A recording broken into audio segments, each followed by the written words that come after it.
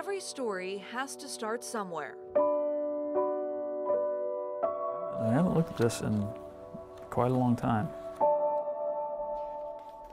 For the Cartledge family, that's page 1 of book 1, The Book of Porter. Love that shot of his hair, that reddish, when it started really coming in. That, I think, the first really good smile we got out of him. Porter gave Brian and Angela all of their firsts. He was the first child they delivered. To get to finally meet him for the first time in person, to get to see him and hold him, all those things were just, that was amazing. But he was also the first child they lost. We found out at 20 weeks during that pregnancy that there was something wrong. The day he was born, Porter barely tipped a scale, weighing just 1 pound, 13 ounces. I don't think I'll ever forget that. Primordial dwarfism left him so small, left his time here so short. That's his hand, right there. And at 9 months, he was gone. I woke up at 6 o'clock in the morning and realized he didn't wake up, and ran into his room and he wasn't breathing. When you lose a son who's not even 9 months old, that you worked so hard to get in the first place, that's brutal. Porter was a chapter. It was a wonderful experience, but it had an end. And you will live on in our hearts forever. Brian and Angela tried again, and again they were met with heartache. At that 12-week ultrasound, not having a heartbeat, I was there by myself, and that was a huge blow.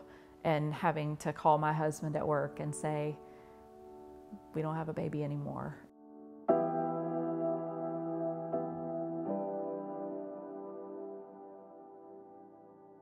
But where one narrative stops, hey guys, who's ready for lunch?